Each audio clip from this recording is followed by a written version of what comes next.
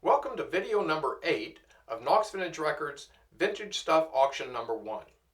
I never expected that we would do 8 videos, but we just had so much stuff, so much of which needed explanation, that here we are. So in this last video, we're going to cover basically two things. Number one, artifacts that came out of the Caruso Museum in New York, and all of that will be followed by this item right here, the Columbia BS coin-op machine. So let's get started. I struggled with how to present the artifacts relating to Caruso's last days in relation to the story of what actually happened during that period of time. And I was going to weave the artifacts into the story as we went, but upon further reflection, it just seemed to me that that would become kind of confusing and difficult to follow. So what I'm going to do is I'm just going to basically read the story of the latter days of Caruso's life, and then once I'm done, I will go into the artifacts, and then you'll understand where they actually fit in. Let's just begin with this.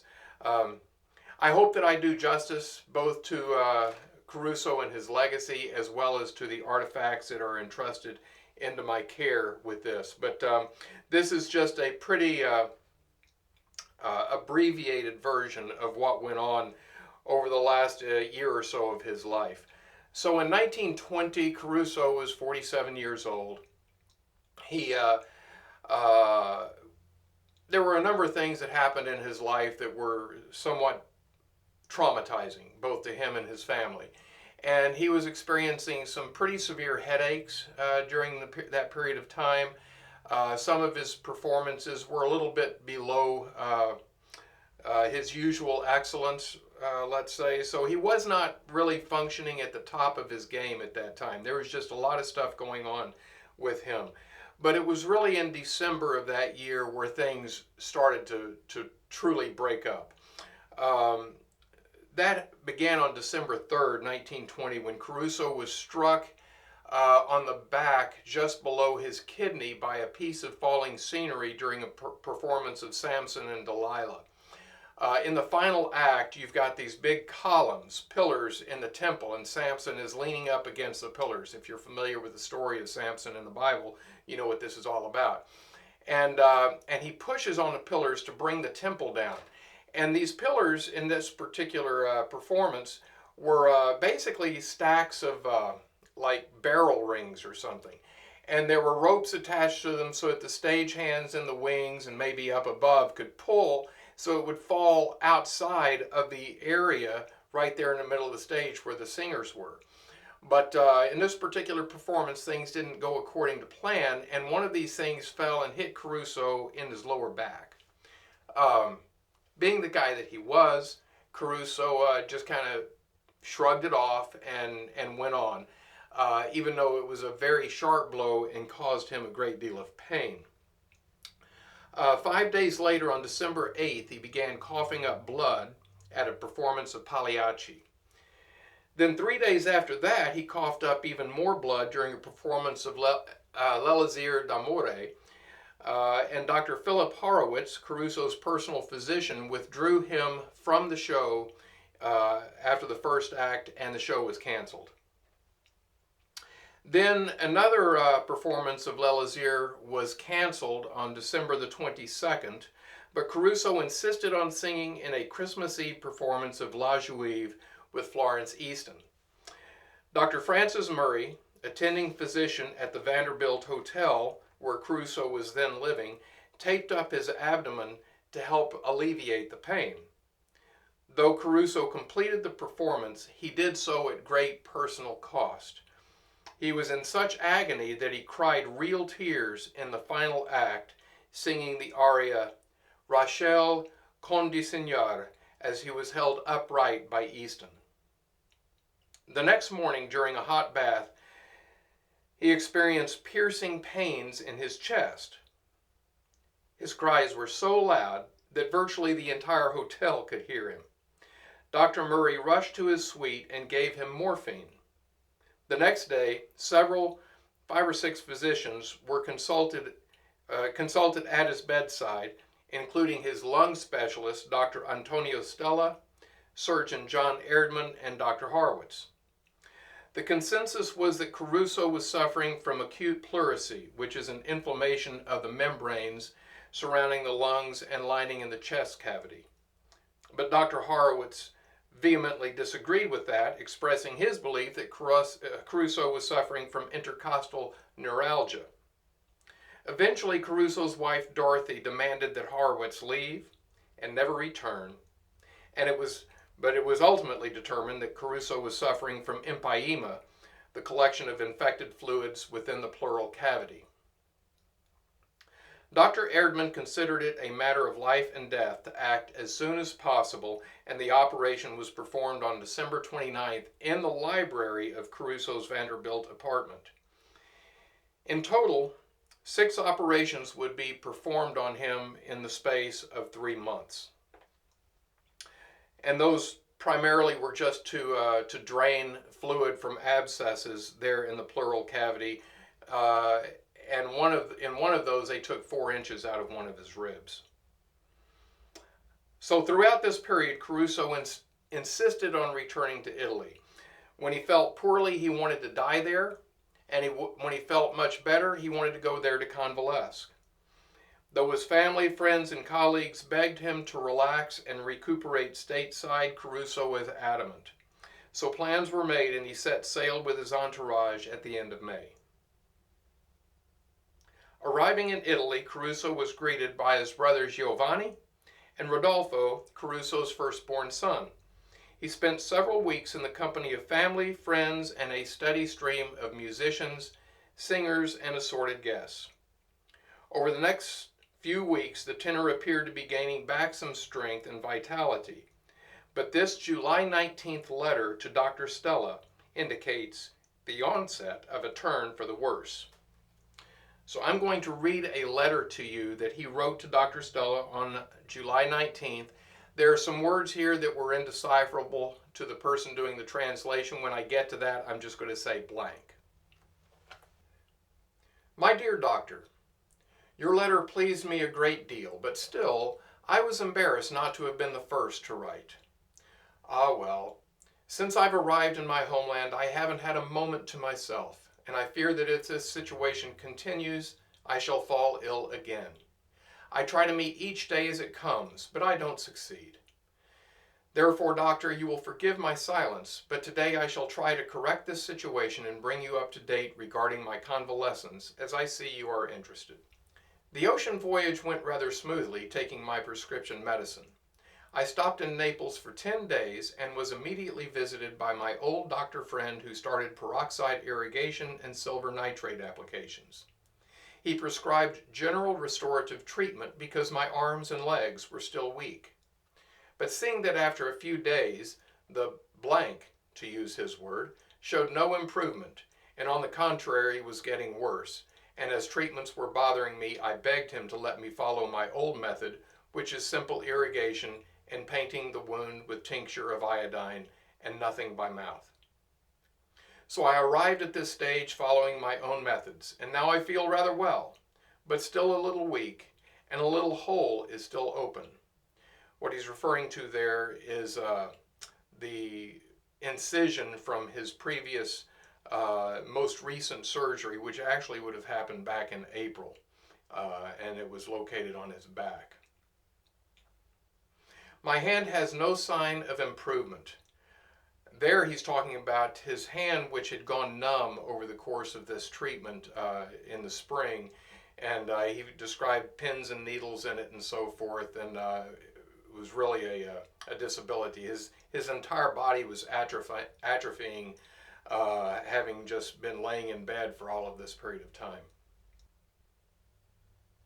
I have already had mud treatments and daily massages. I still feel pins and needles and sometimes a leaden feeling. I only use it when I have to write. Certainly there is some improvement, but so slowly. This is frightening all the more, because notably on my lower left side, the area of the 3 wounds, it seems internally bloated. And sometimes when I cough, it seems like I might explode. Today I feel better, that is, less bloated, and I think it's because of the walk I took yesterday under the blazing sun with my wife. Blank, blank, going to the new dig requiring special permission. I walked all the way without pain, suffering only from the sun, whereas Scogliomile was puffing, out of breath, and taxed in his heart. I am already tan. Take sun baths. I jump into the sea with the greatest joy. Then I change my bandages, take a nice walk, and am eager to sit down at the table. The doctor says my heart is pretty good and my breathing is deep and healthy, but there are some adhesions, blank, and near the upper and lower wound. But he assured me this would go away. Therefore, this is the situation with regard to my health. I had a pleasant visit with your brother, and expect to return his visit when I go through Naples, and I'm sure he won't think I'm the same man. I try to be careful. At night, I'm dead tired. I sleep fairly well in spite of all the noise around here that is more annoying than in New York. I already tried my voice, and contrary to recently published news items, it's still there. As soon as I return home to Florence, I shall begin my daily exercises and see how that goes. I'm happy to hear what you have to tell me about His Excellency Roland Ricci, and hope to shake his hand here in Italy. He really deserves the honorary title of doctor. My wife returns your greeting and asks me to remember her to your charming wife. I join her. Best wishes and regards, Enrico Caruso. In the days that followed, Caruso began to weaken and came down with a high fever. Local doctors were consulted and quickly realized that his condition was well beyond their capabilities. They advised that the famous physicians Raffaele and Giuseppe Bastianelli be brought in. All of this played out over a series of days, with the two physician brothers arriving in Sorrento on July 29th. After their examination, they advised that Caruso had an abscess close to the kidney and should immediately be taken to their clinic in Rome for x-rays and surgery. 2 days later, on the 1st of August, Caruso was taken to the Hotel Vesuvio in Naples, where his party would spend the night before boarding a train to Rome. Upon arriving at their room, Caruso began to scream, and it took hours for a doctor to arrive with morphine. It was Dorothy, his wife, who had to inject him as the doctor was shaking too badly to do so. As physicians began to arrive, they concluded that his kidney had to be removed at once, but without full anesthesia because his heart would not be able to take it. Dorothy begged them to search for an abscess first, but then the medical team determined that it would be useless to operate and sent instead for a tank of oxygen. Throughout the rest of the evening and into the night, the tenor's fever continued to rise. Sweating profusely, they moved him from bed to bed in order to change the soaked sheets.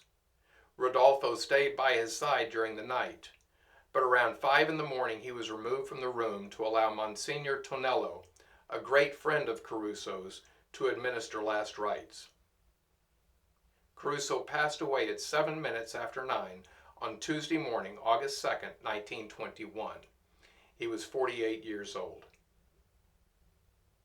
As already mentioned, during the months of his great distress, Caruso repeatedly expressed his desire to die in Italy, whenever that day should come. The fact that circumstances led him to pass away in his beloved Naples, the city of his birth, appears to have been an especially personal kiss from heaven. As stated by Enrico Caruso Jr., his cradle and grave are but a few miles apart. Before Caruso's body was removed from the hotel, sculptor Filippo Ciffariello came to prepare a death mask and a cast of his hands. The August 4th funeral was attended by 80,000 people. By permission of King Victor Emmanuel, services were held in the Cathedral of San Francesco di Paola.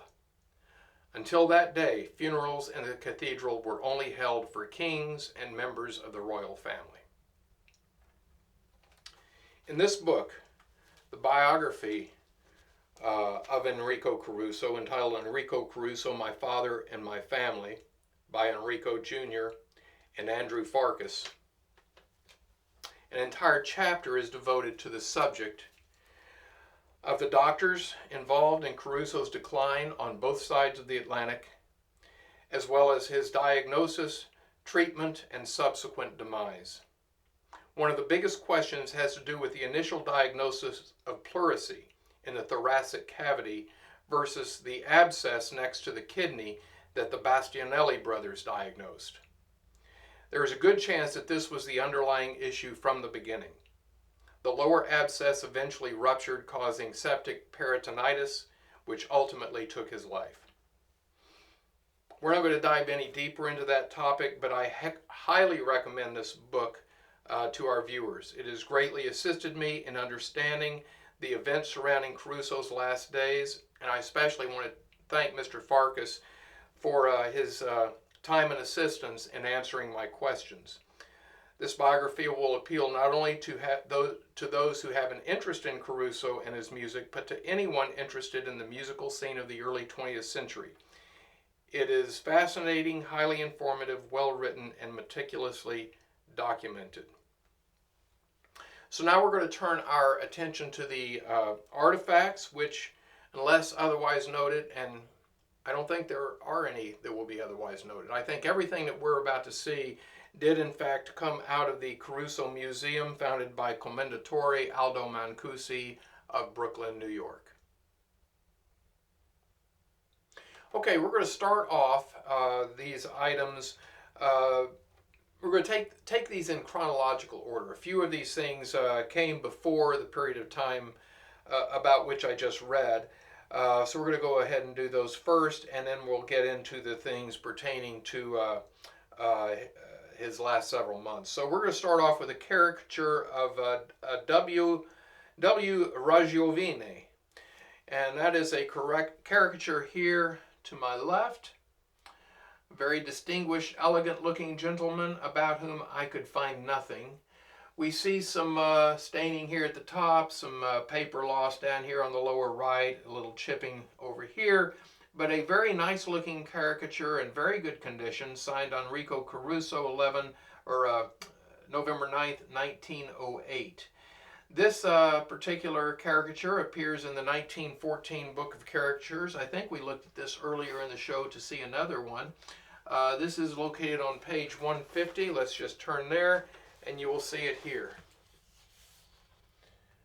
Exact same drawing. This is what was used in La Folia, the magazine where his caricatures were being published at the time. And so this is what he would have submitted to Marziale Sisca, who used that to go to print. And in fact, if we flip this over, we can see Marziale's son, Michael Sisca, signed it here in 1991, New York. That's where Aldo got this particular piece from Michael Sisca. He got a lot of things from Michael Sisca. And we see here a stamp with some writing, which is probably just some production information having to do with the actual publishing of this particular drawing in the magazine.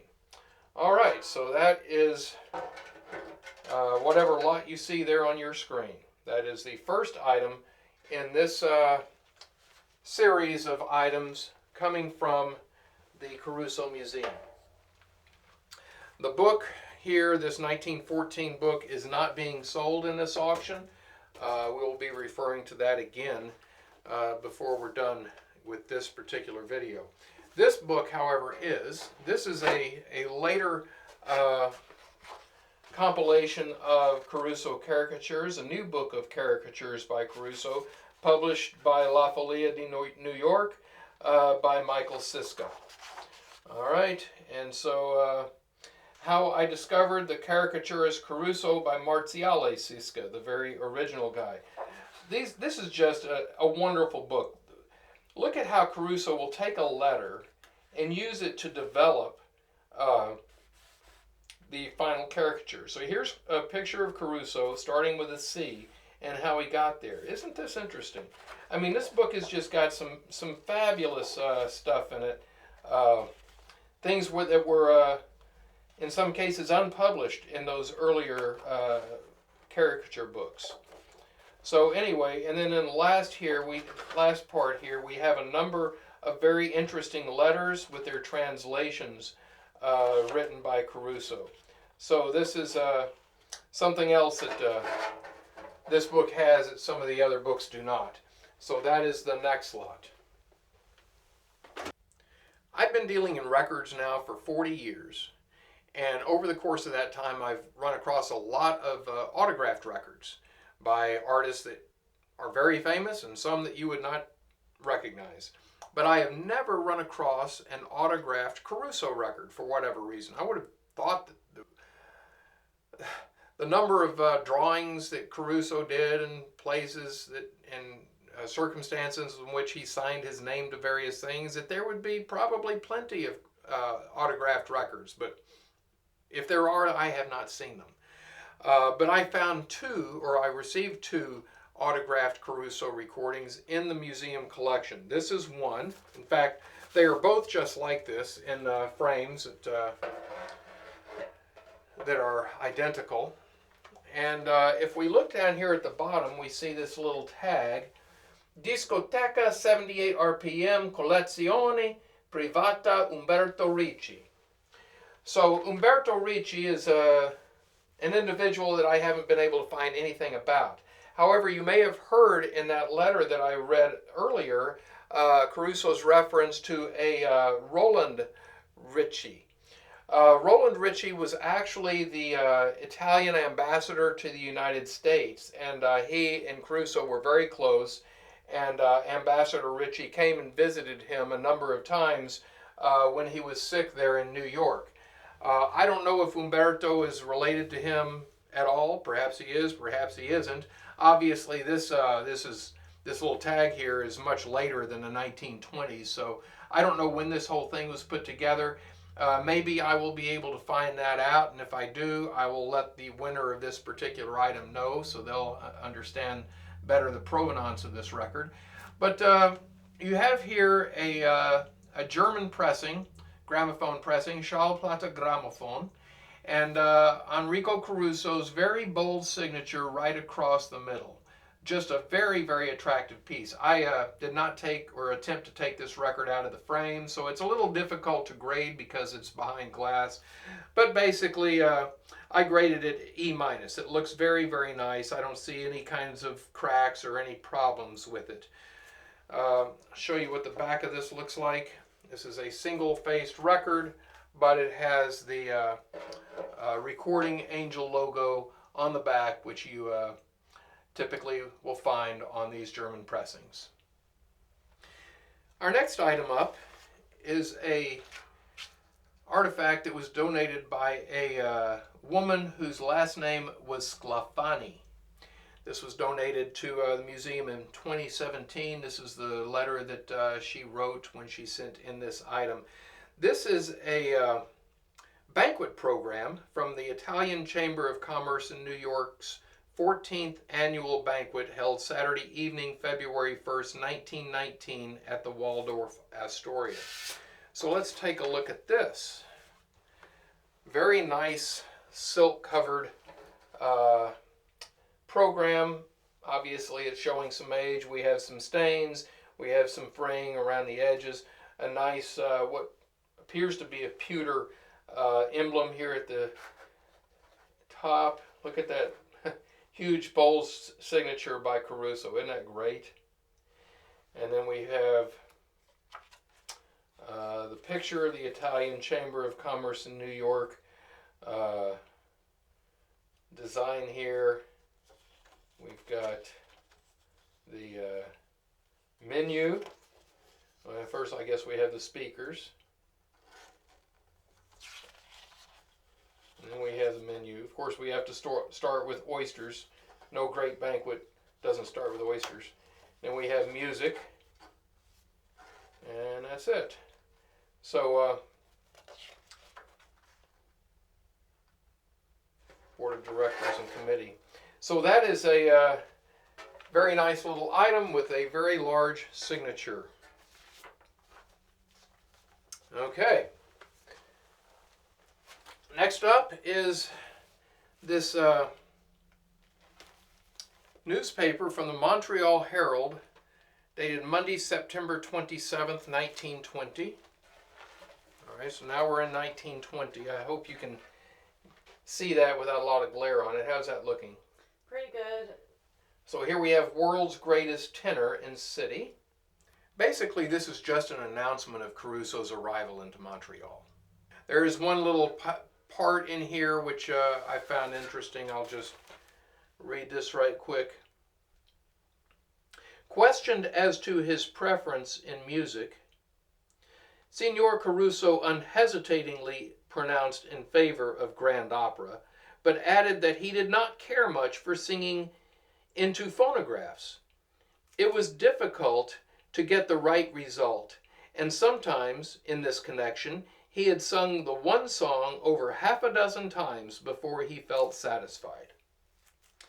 Well, I'm not so sure about that. Yes, no doubt there were times when he took several takes to get it the way he wanted it, but I don't think that Caruso didn't care much for singing into the phonograph. Caruso was one of the greatest recording artists of all time. He excelled at that. He had very good relations with the people at the Victor Talking Machine Company and the Gramophone Company in England. He made a few shekels off of those records over the course of his lifetime, and I don't think Caruso was one of those individuals who approached the recording horn with trepidation, as many artists did. Now we're going to start going through the items having to do with the story that I read earlier, commencing in December of 1920 and ending in August of 1921. First up is this reproduction of a picture of Dr. Philip Horowitz, 1882 to 1946. Caruso's widow accused him of delaying the diagnosis of empyema. And we see there at the bottom, again, a tag that we see on many of the items that Aldo had on display in the museum, which gave a collection number and a brief description of what the artifact represented. Again, this is just a reproduction, photocopy of a picture that I actually found online in a book.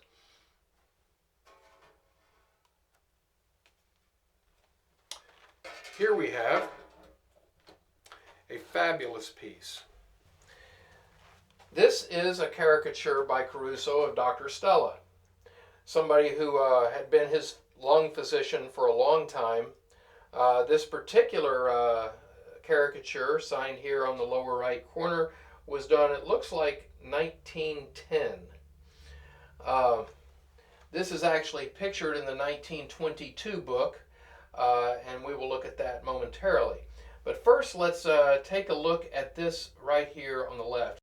So this is an invoice to Caruso dated May 26, 1921. This would have been just a day or two before he set sail from the United States to Italy.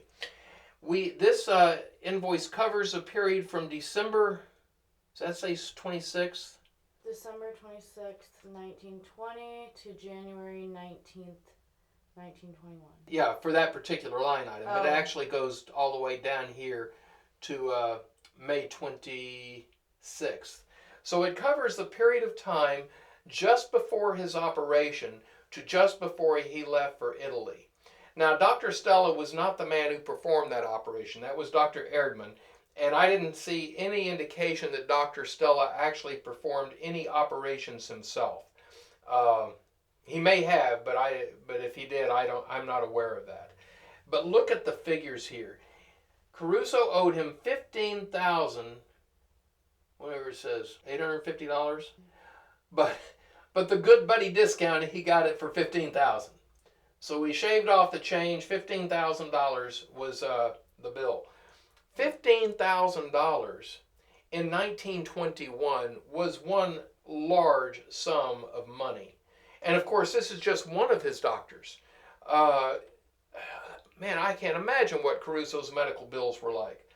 Of course, Caruso was an exceedingly wealthy man, so it really didn't impact him one way or another in terms of his lifestyle. But man, when I saw this invoice, it was like, holy cow, that is unbelievable. But anyway, what an amazing artifact and drawing to go with it that really kind of gets right to the nub of what Caruso was going through during this period of his life. Let's look at the book. All right, here is the 1922 edition of Caricatures by Caruso. And here we have the drawing that we just looked at, Dr. Antonio Stella. The book is not being sold in the auction. All right, next up we have this picture. We've seen this picture before. In fact, we started video number 7 with the Caruso picture record that featured this picture on the A side. This has long been touted as the last photograph of Caruso. And in fact, when Victor issued that picture record, I believe they described it as the last photograph of Caruso. And we will see in some newspaper articles mentioning his death or announcing his death that this picture is reproduced as being the last picture of Caruso. This was taken on the balcony of the hotel where he was staying in Sorrento, Italy. This would have been taken probably 2 weeks, maybe 2 to 3 weeks prior to his death. You can see that he looks in fabulous health, just totally decked out, spiffy. I mean, he looks like he is ready to go for a walk on the town. But this was not the last picture. This right here is actually just a blow up that Aldo had done for the museum. It's mounted on this board. In fact, he says up here, last photo of Caruso. Of course, it was not. All right, so the last picture gained circulation all over the world, but nobody saw this picture. Look at this. The last picture of Caruso, July 19th, 1921, 15 days before his death on August 2nd. Quite a different picture. The same balcony in Sorrento, but now we see Caruso the way he really looked. Here he is showing his scar from that prior incision. He mentioned in the letter that I read, which is this over here, that there was still a small hole. So apparently, even after the operation that occurred in April, it still had not fully healed up. And yet he says he went and swam in the ocean. Probably not a good thing to do if this thing wasn't fully and completely covered over. But even if it was a bad thing to do, that's not actually what took his life. So at least he got a little bit of relaxation and enjoyment there. But anyway, we can see it's a pretty big gash, and then he's got several other scars on his body from previous operations. But I don't know how many people actually wound up seeing this particular photograph, but you can see that he signed and dated it Sorrento, 1921, July 19th. This particular picture taken on the balcony of the Hotel Vittoria, Excelsior, Sorrento, Italy, donated to the Enrico Caruso Museum of America by Dr. Armand Stella, nephew of Caruso's Dr. Antonio Stella. This was donated September of 2003, according to Aldo's tag up here in the corner. So obviously this is a photocopy. Here we have the original Italian letter. Here we have a translation into English. That's what I read. Really a very, very interesting piece. So now we've seen 2 last photos of Caruso. Why don't we look at the real last photo of Caruso? This is in the Caruso Jr. Farkas biography. And here we see this picture. The last photograph of Caruso, taken at the urging of his friend R. Cabone on July 29th, 1921, a few hours before the arrival of the doctors Bastianelli. That is pretty amazing.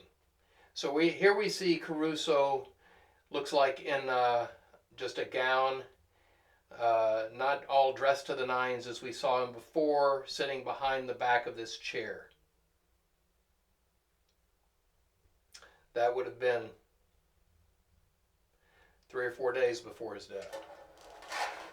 That particular photo is held by the Library of Congress. So, here we have a photo from 1908.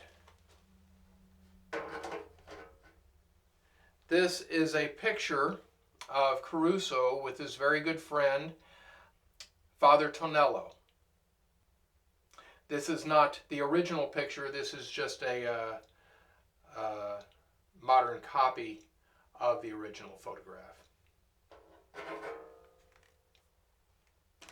Here is a caricature of Father Tonello. Reverend G. Tonello, Caruso's family priest, 1914 book is where it's reproduced. The date on here says Chicago, 1907. Caruso left New York May 21st, 1908 on the SS Kaiserin Augusta Victoria for London. Marziali Siska sent wireless message to Father Tonello to prepare Caruso for the sad news of his father's death on May 20th, 1908. Father Tonello took all day and part of the evening to gather up enough courage to carry out his sad duty. So on this caricature we have a little paper loss up here in the upper corners, but again a very, very nice, very intimate picture of a very good friend of his.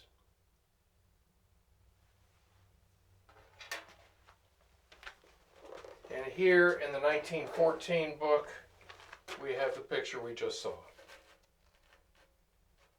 Wasn't able to determine his first name. All we have is the G. Giovanni, Giuseppe, I have no idea, but Father Tonello, referred also to as Monsignor Torello in the Caruso Farkas book. Of course, the death of Caruso was international news, and we have a number of original newspaper articles concerning that. We're starting here with the Omaha Evening Bee, Tuesday, August 2nd, 1921. This was the day of his death. Here we have Caruso dies suddenly in Naples. World-famous tenor unable to rally from effects of operation performed last Sunday. Understand that, just like news today, news is very inaccurate, very spotty, especially when it first comes out. And especially before the days of the internet. These people were overseas, they were getting their news by wire or telegraph or whatever. So you got to kind of read these articles with a bit of a grain of salt, understanding they didn't have full information on everything. But anyway, it's really interesting to see the various accounts and how they were presented. Here we have the Oklahoma News. They took it a little bit more seriously. Again, this is the day of his death, August 2nd. World mourns Caruso's death. Attacks, speculation, lure.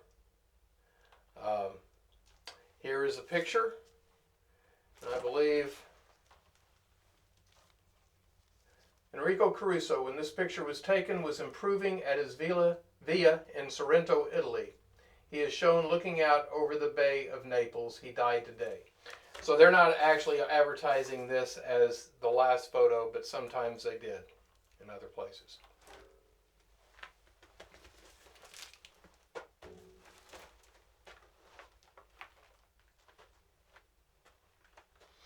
Here is the New York Herald.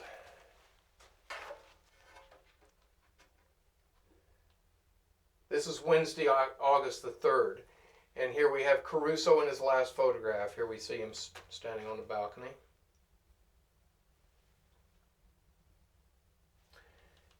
Caruso's historic place assured. All right.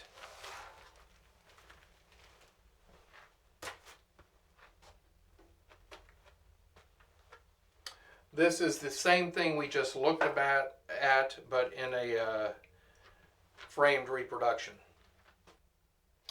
By the way, I should mention here that what Aldo has done is he's cut out, the story ran on into the inner part of the section. It wasn't all on the first page. He cut out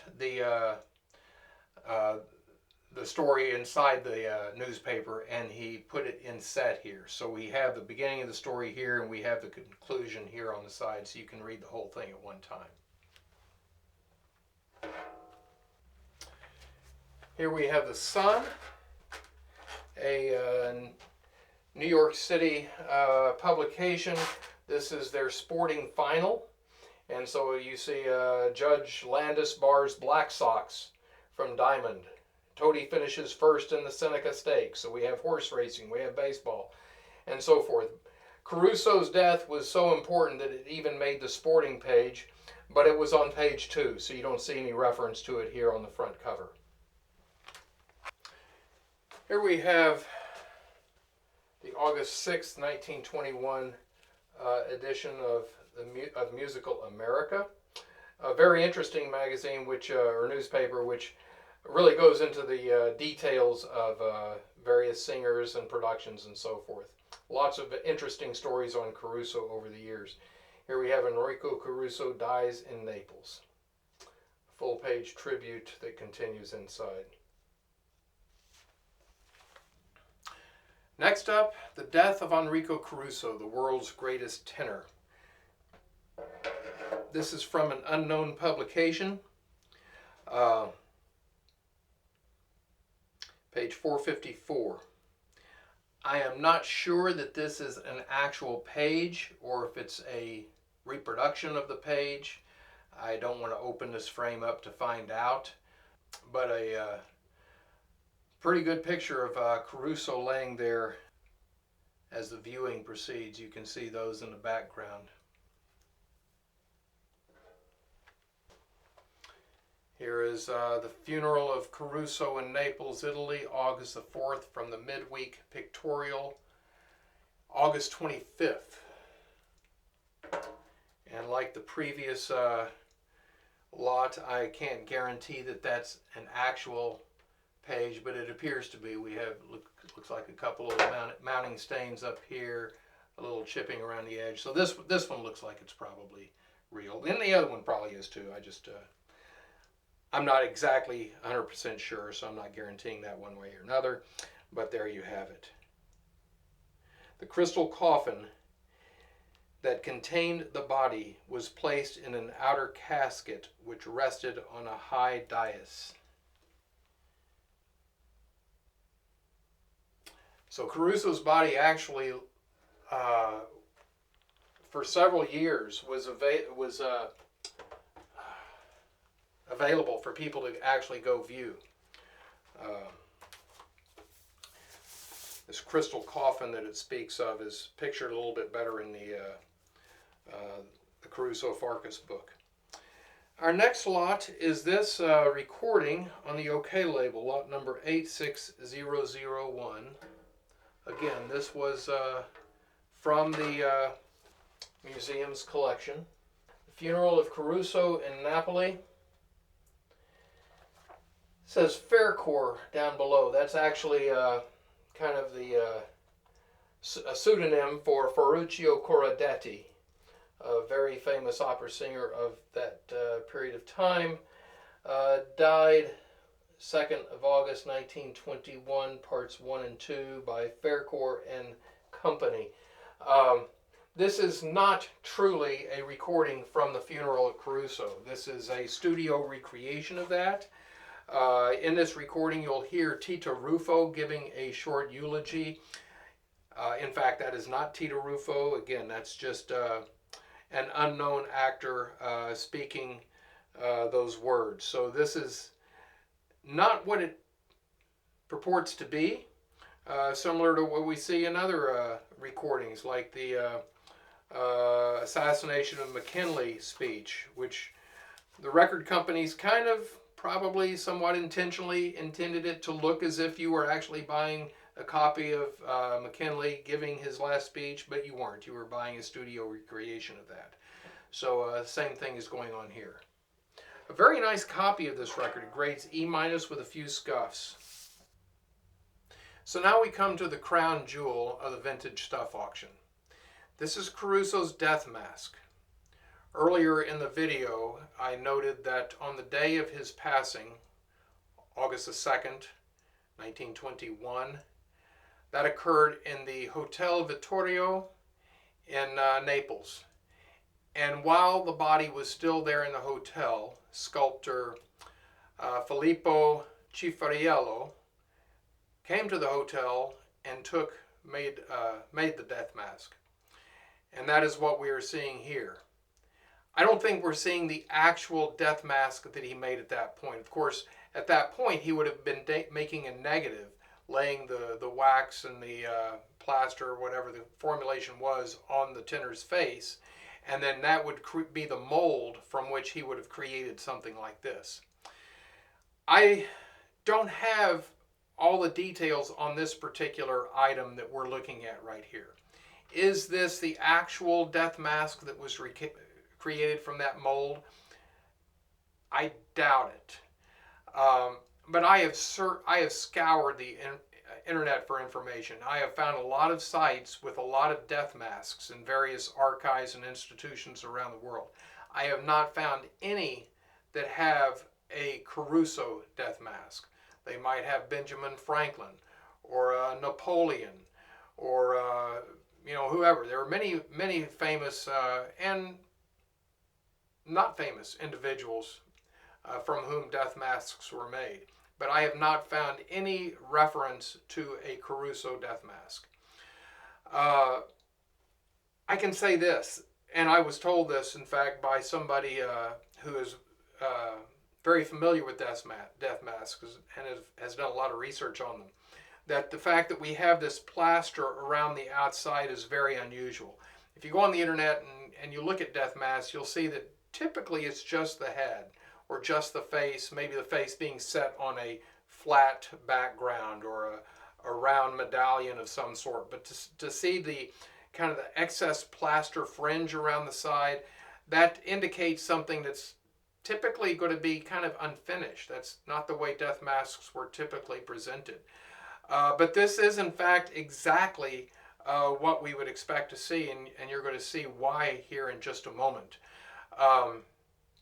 I don't know right now where Aldo actually got this. I've been trying to reach some individuals who may have more information on that. I spoke to one of them today. He's going to check some sources of his, and maybe we can get that information. Right now, at this particular moment, I don't have it. If I get it, I will put it into the printout of the PDF file that you can download on the internet. But anyway, what we have here is, in fact, an exact reproduction or exact copy from presumably that original mold. Now, we're getting a lot of glare and reflection off of it with this bell jar on top, so I'm going to remove that so we can actually see what it looks like.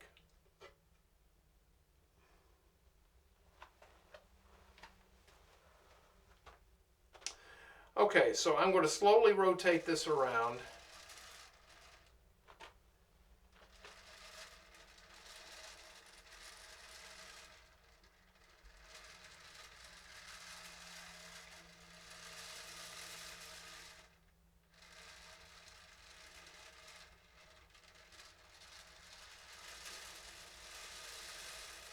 I'll just throw in here that this image is a spitting image of Mark Adnett. And I've got the picture to prove it. It is uncanny. All right, so that is what you're bidding on, should you choose to do so. Let's move on to a couple of photographs of this thing. Okay, so here we have a picture of Mr. Cifariello molding the death mask in his studio. We see he's got it up on this little pedestal, actually it's a fairly large pedestal, on top of kind of like, looks like an inverted capital of a Corinthian column, I don't know. But kind of an ornamental base. I don't know if that was the actual base, but here he is, got the whole thing mounted on top of this thing, and he's working on it with some kind of a sculpting tool. Where this actually exists right now, I don't know. The caption down below doesn't really give us any idea of that. This is a picture taken out of a magazine and was reproduced, I believe, in the media. Here is a little bit better picture of the death mask. This is highly interesting. That is, in fact, a real photograph from the period. What you're looking there is from the historical archive of the William Randolph Hearst San Francisco Examiner newspaper. You can see that the photo is cropped with black paint, and it's marked 1 COL first P, or first column, first page. So we see we have the blacked out with the paint around the image to knock out the background, little crop marks and so forth. Let's flip it over,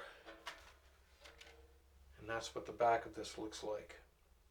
Back says, has a number. I don't know if that's a file number or what, but the photo must match caption, warning, credit photo by Underwood and Underwood, New York, a death mask of Caruso. Photo shows a death mask made by Cifariello of something or other, which I can't read. So this was made shortly after his death. The reference department number on there says number 352, August 29th, 1921. So this is 27 days after the death that this photo was taken. There is a vertical crease in the photo, which really isn't all that visible. You can see it going right up here. You see that kind of in the reflection? Yeah. Okay. Like I say, looking at it without that reflection, you don't see it. What's notable about this flange around the bust is identical to what we saw in the mask that we just put away. I mean, I carefully checked it, and all of the little angles and curves and so forth are fully represented. It has not been trimmed from what we have here to what we see here in this picture. All right, so it is certainly identical to what we're looking at here. I don't know where Aldo got that photograph, but that is just a super cool period supporting piece behind the mask itself. So cool to be able to have that as well. All right, let's move on to another photograph here. This is a picture of Caruso's mausoleum in the Cemetery of Tears in Naples, Italy.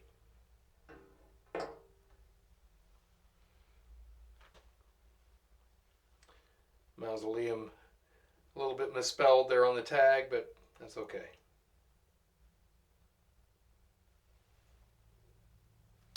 Okay.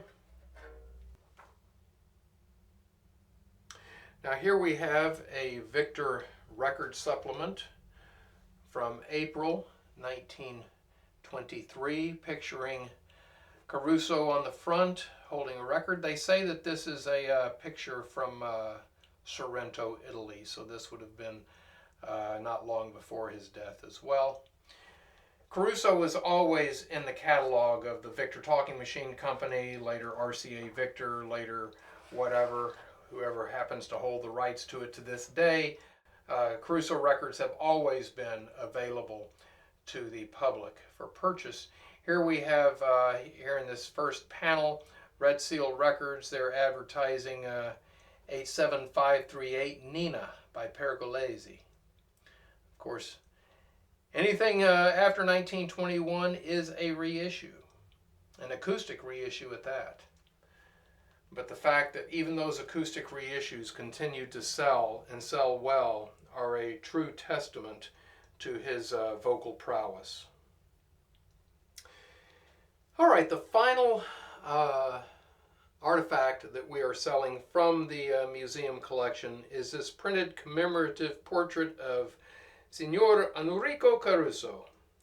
Printed at the bottom, you can see born February 26, 1873 in Napoli, died August 2nd, 1921 in Napoli. It's got a copyright 1921 date on it at the lower right by J.B. Russo. We've got some water stains at the bottom, but not too objectionable. Certainly I've seen worse. But just a really nice picture of the tenor, just a great photograph. Those piercing eyes, that very assured and confident look and pose. That is just a great picture of him. So a worthy tribute to end this particular section.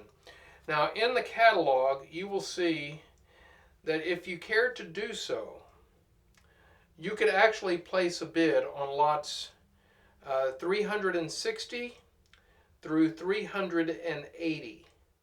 Those are all of the lots that we looked at that actually pertain to his death. It began with the printed photograph of Dr. Horowitz, that little portrait that we looked at earlier.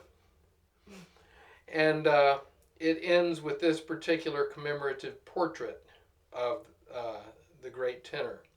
So if you care to bid on all of those items at one time, you would use lot number 381 to do that. You will see that on your screen, that you are bidding here on lot numbers 360 through 380 as a group. If you don't want to bid on the entire group, by no means are you required to do so. You can bid on any one of these items individually and that will be fine. If the total value of the individual bids adds up to the highest bid on the entire lot as a group, then they will sell individually. If the highest lot as a group exceeds the sum total of the individual bids, then they will sell as a lot. That's basically the way that works. So let me just say this. If you would like to bid on the lot, you are welcome to do so. But you may really be most interested in the death mask. I understand that. Some of this other stuff may be kind of throwaway items as far as you're concerned, not that important. If that happens to be the case, then I would encourage you to put a bid in on the death mask by itself. That way, if you're out of the running on the total lot, you don't lose out on the items in particular that you were really looking for. Okay, so I hope that's clear. If it's not, you can talk to me about it. But we just want to be sure that all of this stuff finds its proper home. It would be great to see all of this kept together, honestly. I kind of hate to break it up, but you know, I'm not keeping this stuff. I'm only a custodian of these things for the time that they happen to be here at Fort Knox, and then they go on to their next assigned address. So that concludes the Enrico Caruso portion of Vintage Stuff Auction number 1. We are going to do one final lot and then call it a wrap. Okay, so our final lot in the auction is this Columbia BS coin-op machine. These came out in 1898, so it's a pretty early phonograph. And being a coin-op machine, that adds even much more to its desirability and value. The neat thing about Columbia BS machines is that you can see everything happening. So when you drop the nickel in, you see all the little levers move or whatever happens. When you wind it up, you watch what happens. When it plays, you watch what happens. So everything is visible in a BS. So, and that's no BS, by the way.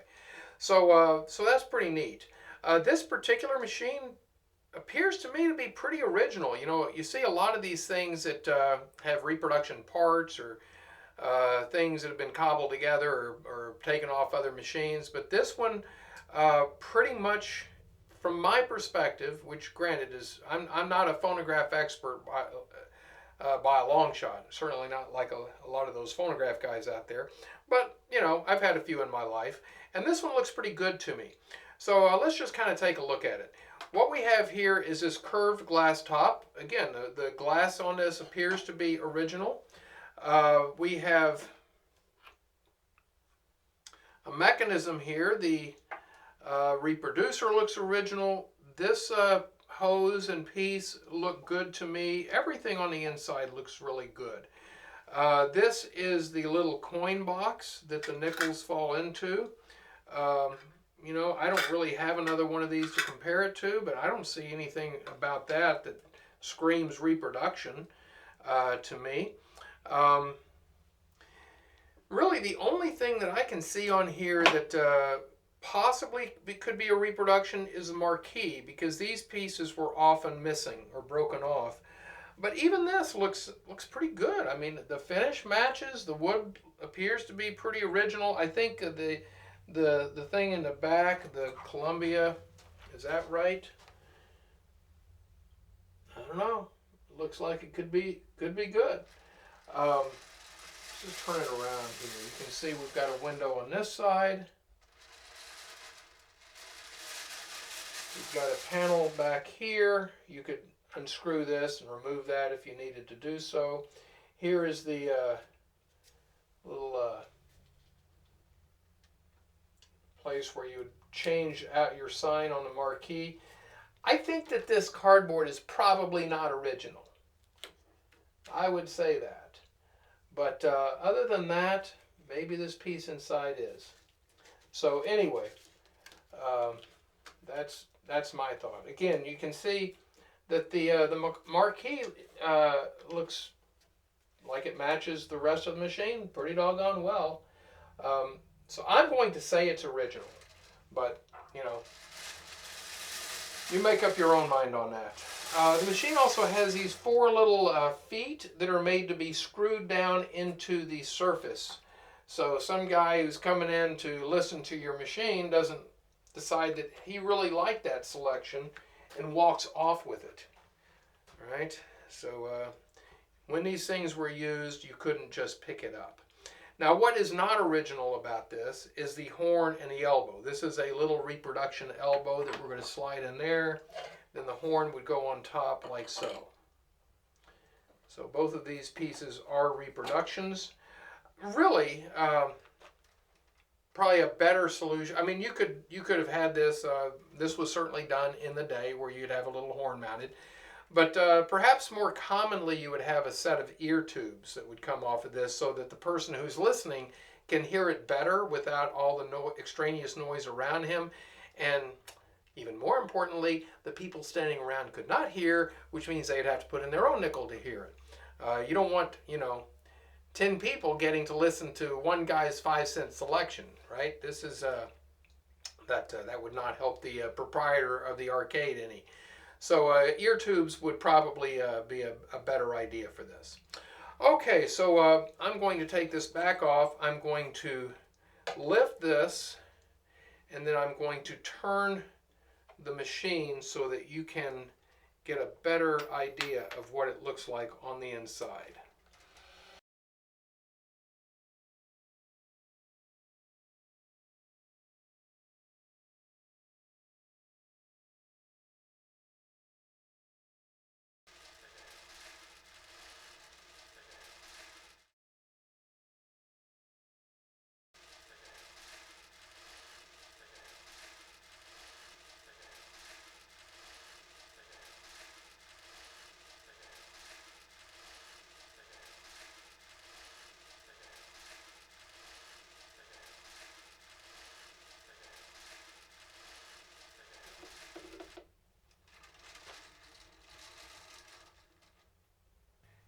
Here is a better shot of the little tag in the top of the glass, which also looks original to me. Okay, so I see it was my nickels that fell off the machine just then.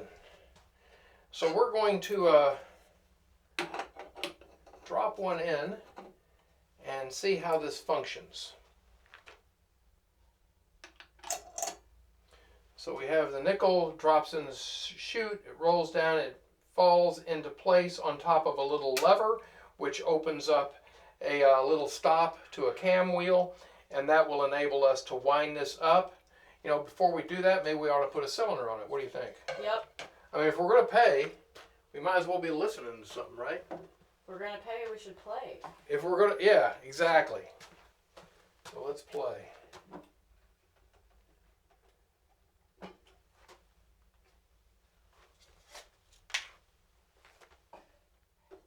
This cylinder, by the way, will come with the machine. How you like that? That's a pretty good idea.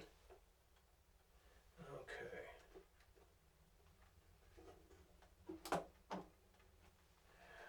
Understand, of course, that what you're hearing on the YouTube video is not all that reflective of what it would sound like here in person. All right, so let's put that back on. And now we will wind up. Okay, so we've moved it up here closer to the camera so you can actually see it function. Sorry I didn't use a V-nickel, Liberty V-nickel for this play. It's kind of really bad form on my part. In Storm and Sunshine, Mars, played by the Storm Concert Band.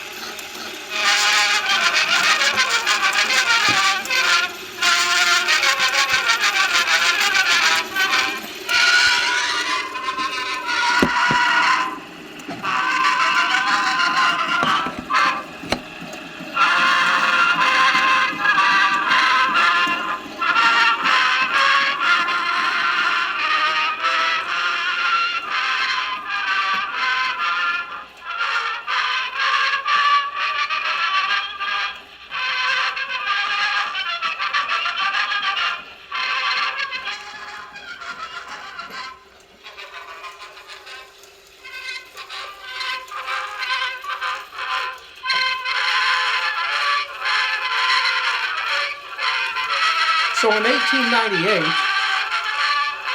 we would be playing a brown wax cylinder on here.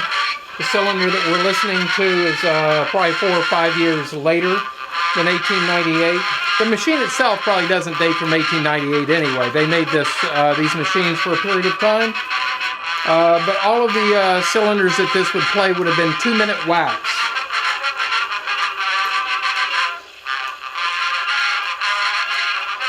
And again, using ear tubes, this would have sounded much better.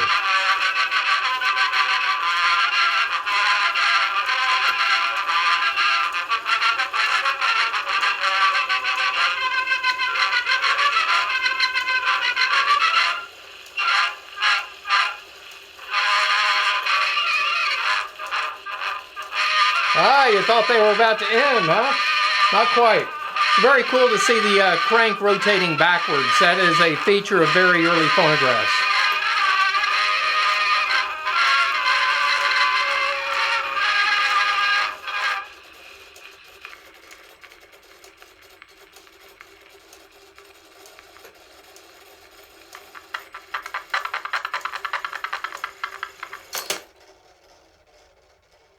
Pretty nifty, huh? All right, so you can see that machine played well and constantly all the way through. Very nice, clean phonograph. You know, you could polish this up. Obviously the nickel is a little dull, but if you took a little time and came in here with some metal cleaner and just kind of clean that up a little bit, it would really pop. But in terms of a nice original phonograph, you really wouldn't want to do anything more than that to it. You've got the original finish. Yeah, it's got a few little corrosion spots here and there and some rust on a couple of pieces. But this is an exceptionally nice machine. And this sort of thing you don't really find in this kind of condition very often. This is the machine I pulled out of the collection in Oakland, so there's a very good chance that this actually was used in an arcade in San Francisco. So a nice, very nice coin-op machine. As coin-op phonographs go, Columbia BSs are financially or economically probably your most accessible machines, because it's a pretty low-end phonograph in there. This mechanism would have been marketed as a Columbia Eagle to the public, not in a coin-op situation, and not with the glass case over it. So it's basically just a simple Eagle, which would have sold for $10, thereby the name. $10 gold piece would have been called an Eagle. And so for those reasons, it's accessible to your average collector. Most coin-op machines are much rarer and easily bring in the tens of thousands of dollars, depending on what they are. So if you want to add a coin-op phonograph to your collection, or in this case a graphophone to your collection, this would be a really nice machine to do it with. Well, I can't believe we finally made it, but it looks like Raquel and I are pretty much done with the auction. Easy for me to say, we got a ton of work coming up. But we've done 8 videos, many more than I actually expected, and this is the ending of video 8. If you haven't seen the others, there's probably a button very close to this video you're watching right now that you can click on to see an entire list of the videos that go along with Vintage Stuff Auction number 1. So you'll probably want to go back through those, because we've sold an awful lot of stuff, or presented an awful lot of stuff for sale in that series of videos. There is a PDF file, which is available, again, right here on YouTube. If you just click the More Information button down below, you'll be able to click on a link that will open up that PDF file for you, and then you can print it out.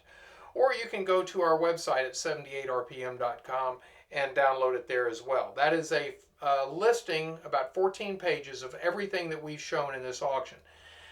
That comprises almost 400 lots. So there's an awful lot of stuff. Those things, as you know, if you've been following along with us, are mixed up from one video to another. So there's no one place you can go to see all the record dusters. So if you're interested in seeing anything in particular, open the PDF file, read it over, and you'll know exactly what video to go to and where you're going to find it. If you have any questions concerning anything that we've presented or said here or in the PDF, send us an email or give me a call, and I will try and help you out with that.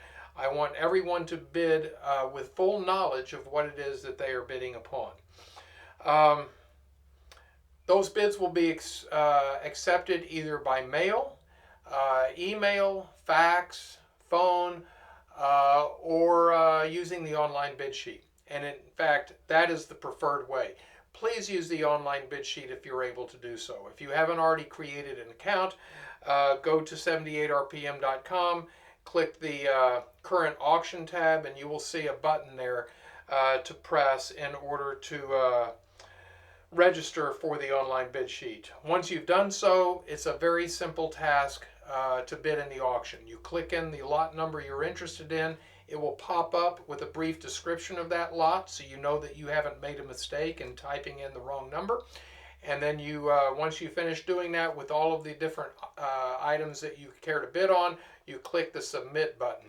Then you will be taken to a screen where you can add any kind of comments that you want concerning your bids, or adding something on. Say, okay, I bid all of this stuff. Kurt, would you please add a copy of such and such a book out of the resource catalog to my final order, or whatever it might be. It gives you an opportunity, and then you submit your bids from that point, at which stage you will be emailed a copy of your entire bid sheet. So you have a backup bid sheet copy of everything that you submitted. The auction will close on October the 26th. For that reason, I kind of encourage you not to send in your bids by mail, simply because I might get those bids after the closing date. Now, even though the closing date is October 26th, it's going to take me a while to figure everything up.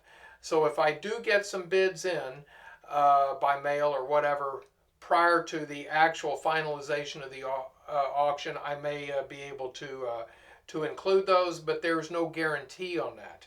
So get your bids in as early as possible. It'll save Raquel and I a lot of work up front, and we'll be able to get this stuff done. You have noticed on the shelves behind me certain things that we did not sell in Vintage Stuff Auction number 1. We just didn't have time for it. We just had way too much stuff. So we are going to be running Vintage Stuff Auction number 2 sometime next year. I don't know when that will occur, but when we find the opportunity to do so, we will put that together and let you know. There's going to be a lot of great stuff in Vintage Stuff Auction number 2. I'm here to tell you. There's stuff behind me that you can see. There's stuff that over here that you cannot see, and scattered elsewhere throughout the building. We have some great stuff to come. So that's just a teaser for number 2. Now, Vintage Record Auction 76, which this particular stuff auction bumped, will appear in the spring of next year. So our regular record customers can be on the lookout for that. If you're not a record, haven't been a regular record customer, let us know and we can send you a copy of that. And that will be just like our previous catalogs, with many thousands of records and probably some paper items as well for your consideration.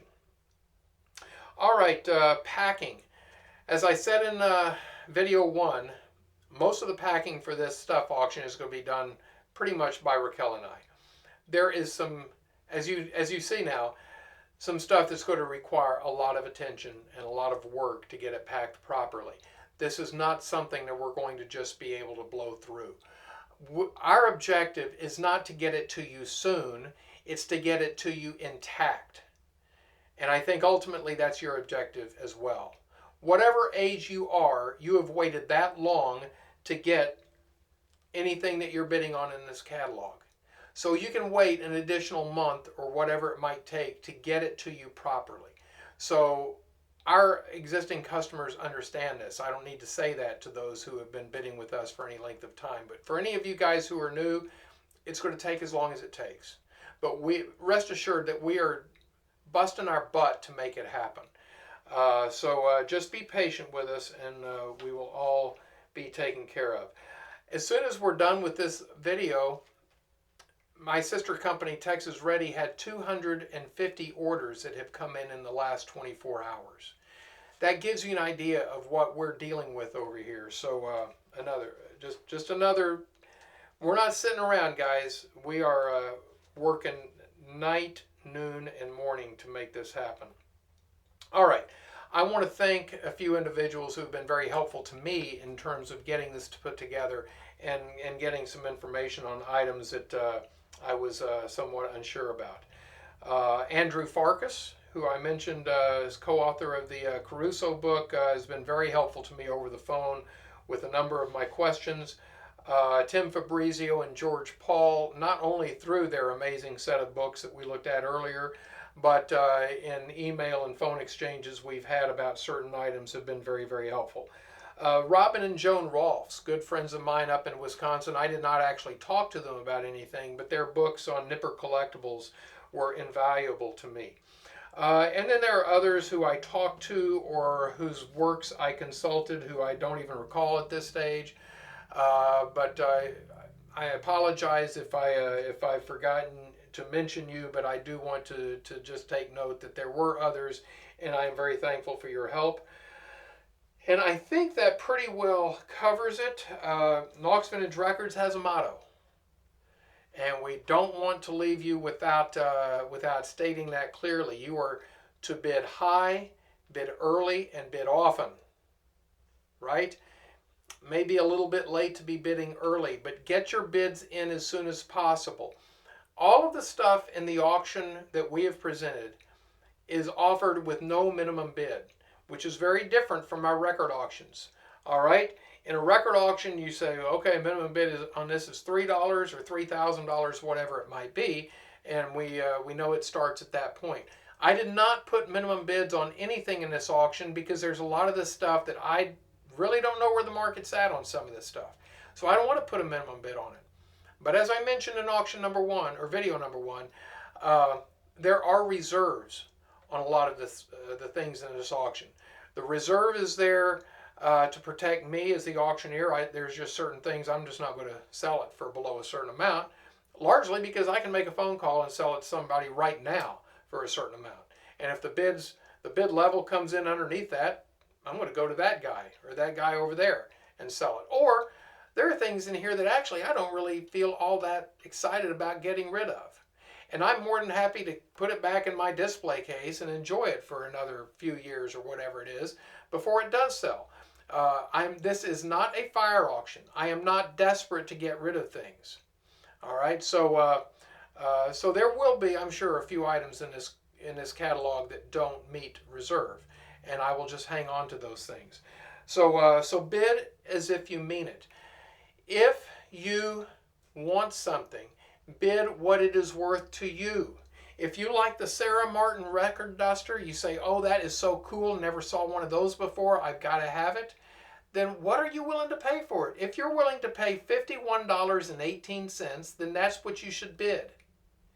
If you are not willing to bid $51.19, then you shouldn't bid that, right? You bid exactly what you're willing to pay. So if you bid $100 and it sells for $101, then you can walk away saying, well, that's fine.